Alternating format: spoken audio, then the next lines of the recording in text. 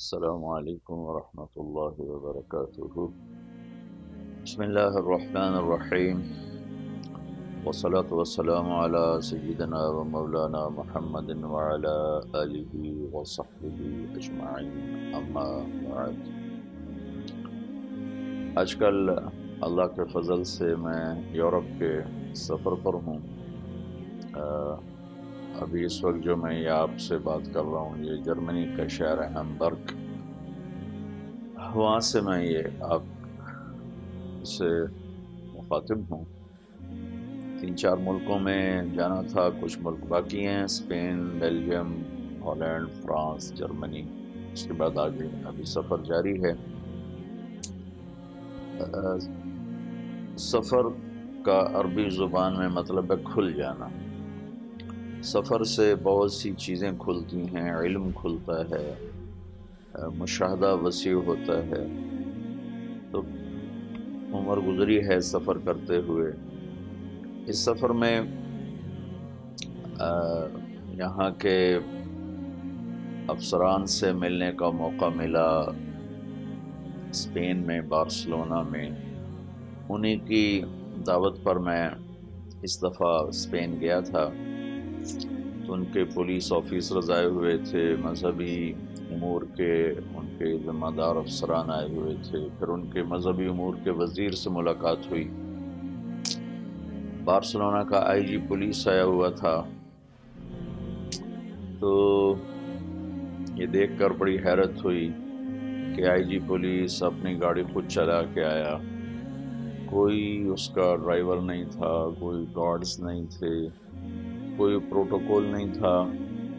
پھر بارسلونا کتلونیا صوبے کا کیپٹل ہے، تو کتلونیا صوبے کا وزیر تھا مذہبی امور کا، کوئی پروٹوکول نہیں، کوئی ہٹو بچو نہیں، وہ خود ہمیں لے کے پھرا، اپنے اسمبلی ہال پہ اس نے وزٹ کروایا، بڑی عزت احترام دی، اور یوں لگ رہا تھا کہ یہ ایک عام آدمی ہے، اس کا وزارت سے کوئی تعلق ہی کوئی نہیں۔ پھر ہم نے کھانا کیا تھا ان افسران کا، تو وہ سارے افسران ایسے لگ رہے تھے جیسے محلے سے اٹھ کر آئے ہوں، کوئی کسی میں اپنی افسری، اپنی طاقت کا کوئی نشہ ہی نہیں تھا۔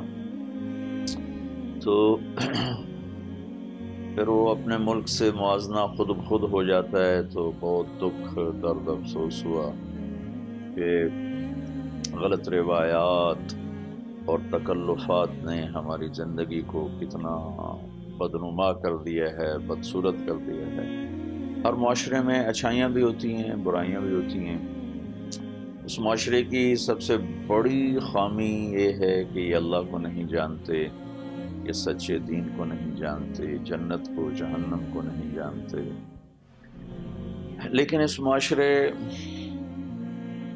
میں جھوٹ کوئی نہیں، یہ لوگ سچ بولتے ہیں، دھوکہ نہیں دیتے، زیادتی نہیں کرتے، ظلم نہیں کرتے۔ یہ بات نہیں کہ ان میں جھوٹ نہیں ہے، ظلم نہیں ہے، زیادتی نہیں ہے، سب کچھ ہے، لیکن جتنے ہمارے ملک میں سچ بولنے والے ہیں اتنے یہاں جھوٹ بولنے والے ہیں، جتنے ہمارے ملک میں دیانتدار ہیں اتنے یہاں بددیانت ہیں، جتنے ہمارے ملک میں انصاف کرنے والے ہیں اتنے یہاں ظلم کرنے والے ہیں، جتنے ہمارے ملک میں کسی کا حق دینے والے ہیں، حق نہیں مارتے، اتنے یہاں کسی کا حق مارنے والے ہیں۔ ان لوگوں نے ادارے بنائے ہیں، نظام بنایا ہے، افراد کے آنے جانے سے ان اداروں پر کوئی فرق نہیں پڑتا۔ ہمارے سارے، ایک تو نظام ہی بہت کھوکھلا ہے، دوسرا شخصیات ہیں، شخصیات کے گرد وہ سارا نظام چلتا ہے، وہ چلا جاتا ہے تو ادارہ بھی زیرو ہو جاتا ہے، نظام بھی زیرو ہو جاتا ہے۔ ان لوگوں نے اداروں پر جان ماری ہے۔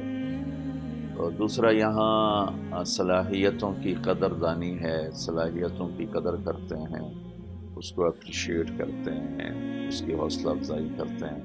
ہمارے ہاں اللہ نے کسی میں کوئی خوبی رکھی ہو تو اس کو اتنا رگڑا دیتے ہیں کہ اس کے اگلے پچھلے طبق روشن کر دیتے ہیں، اس میں یہ صلاحیت ہے تو ہے کیوں؟ تو ان میں ان لوگوں میں صلاحیتوں کی قدر ہے، انہوں نے پوری دنیا سے اچھے دماغوں کو اٹھایا ہے اور یہاں ان کو استعمال کر رہے ہیں۔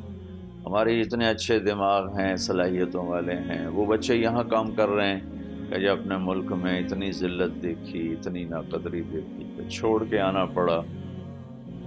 پرایا دیس پرایا ہی ہوتا ہے، لیکن ظلم و زیادتی اور ناانصافی یہ سارا نظام توڑ کے رکھ دیتی ہے۔ یہاں کسی کو یہ خوف کوئی نہیں ہے کہ میری کوئی زمین دبا لے گا، میرا کوئی بچہ اٹھا لے گا، راہ چلتے میری بیٹی کو بے عزت کر دیا جائے گا۔ انہوں نے انصاف کو زندہ کیا، جو بھی ان کے یہاں انصاف کا معیار ہے اپنے قانون کی پاسداری کی ہوئی ہے۔ تو یہ اس معاشرے کی خوبیاں ہیں، اور ان کو تسلیم نہ کرنا یہ تعصب اور ناانصافی ہوگا۔ ان کے افسران سے جو میری اسپین میں بات ہوئی تو میں نے ان سے ایک بات کی، وہ میں آخر میں آپ سے کہنا چاہتا ہوں کہ میں نے ان سے کہا کہ میں کئی دفعہ ان ملک میں آیا ہوں، میں دو چیزیں دیکھ رہا ہوں جو آئندہ چل کے بہت بڑا نقصان آپ کے لیے بنے گی۔ ایک یہ ہے کہ آپ کا جو جنریشن گیپ آ رہا ہے، آپ کی پیدا ہونے والی نسل بہت تھوڑی ہے، مرنے والی زیادہ ہے۔ بازاروں میں پارکس میں دیکھا ہے بچے ہوتے ہی کوئی نہیں، یا جوان ہیں یا بوڑھے ہیں۔ بوڑھے مرد عورت ہوتے ہیں تو ان کے ساتھ کوئی سنبھالنے والا نہیں ہوتا، جوان کپل ہوتا ہے تو ان کے ساتھ بچہ کوئی نہیں ہوتا۔ آپ کا جنریشن گیپ ہے، تو ان سب کے چہروں پر پریشانی کی لہر دوڑی اور کہنے لگے بے شک بہت بڑا یہ ہمارا مسئلہ ہے کہ ہماری پچھلی جنریشن وہ ہمارے ساتھ آ کے نہیں مل رہی، اس کا کیا کیا جائے ہماری سمجھ میں نہیں آ رہا۔ میں نے کہا اس کی ایک بڑی وجہ یہ ہے کہ آپ کے ہاں فیملی سسٹم ٹوٹ چکا ہے، آپ کا خاندانی نظام ٹوٹ چکا ہے، میاں بیوی کی حیثیت ختم ہے، ماں باپ کی حیثیت ختم ہے، جس کی وجہ سے ہر کوئی بچوں کی ذمہ داری اٹھانے سے وہ کتراتا ہے۔ آپ کا فیملی سسٹم ختم ہو چکا ہے، آپ اس کو بحال کریں۔ اس پر بھی وہ ایک دم انہوں نے میرے ساتھ اتفاق کیا اور کہنے لگے یہ دو بڑے مسائل ہیں لیکن ہماری سمجھ میں نہیں آ رہا کہ اس سے ہم نکلیں کیسے۔ میں نے کہا الدین النصیحہ، دین خیر خواہی کا نام ہے، آپ نے مجھے بلایا، میں آپ کی خیر خواہی میں یہ دو باتیں آپ کو کہہ رہا ہوں، آپ اس کا حل ڈھونڈ سکیں تو آپ کا نفع ہے۔ اس کے بالمقابل اللہ تعالیٰ نے ہمیں فیملی سسٹم دیا ہوا ہے، ہمارا خاندانی نظام موجود ہے، لیکن ہم اس کو اپنے ہاتھوں سے خود توڑ رہے ہیں۔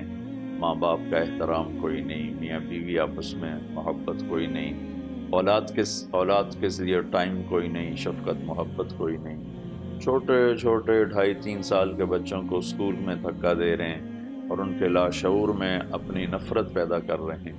وہ بڑے ہوتے ہیں تو پھر ماں باپ گلہ کرتے ہیں کہ اولاد تو ہم سے پیار نہیں کرتی۔ آپ جانتے نہیں کہ آپ خود ان کے دلوں میں اپنی نفرت بٹھا رہے ہیں۔ میرے نبی نے تو فرمایا کہ 7 سال تک بچے کو کچھ نہ کہو، نماز بھی نہ کہو، 7 سال کے بعد جا کر اسے نماز کا حکم کرو۔ تو ہمیں اللہ نے خاندانی نظام دیا ہے لیکن ہم اس کی ناقدری کر رہے ہیں۔ ساس سسر کے مسائل ہیں، بہو کے بیٹیوں کے مسائل ہیں، میاں بیوی کے مسائل ہیں، بھائیوں کے مسائل ہیں، رشتہ داروں کے مسائل، چھوٹی چھوٹی باتوں پہ ہم لڑ کے اس نظام کو توڑ رہے ہیں۔ یہاں میں نے آ کے دیکھا کہ اس ساری توڑ پھوڑ کے باوجود اللہ کا ہم پر بہت کرم ہے کہ ہمارا خاندانی نظام موجود ہے۔ ہمارے مرنے والوں کو کندھا دینے والا ہوتا ہے۔ میں گزر رہا تھا تو 2 گاڑیاں گزری کالی کالی، تو ایک نے کہا جی یہ میت جا رہی۔ میں نے کہا پیچھے جو بوڑھے بوڑھے کچھ مرد عورت بیٹھے تھے، میں نے کہا یہ ان کے رشتہ دار ہیں؟ کہا نہیں جی رشتہ دار نہیں، یہ کرائے پہ لوگ ملتے ہیں جو میت کو چھوڑنے کے لیے قبر تک جاتے ہیں، یا میت کو چھوڑنے کے لیے بھی کوئی نہیں ہوتا۔ یہ یہاں کا عام دستور ہے کہ انسان تنہا ہو گیا ہے۔ ساری اس معاشرے کی خوبیوں کے باوجود اس نے جو یہ خاندانی نظام ٹوٹا ہے، اس نے ان کی زندگی کو خشک پتوں کی طرح بکھیر کے رکھ دیا ہے۔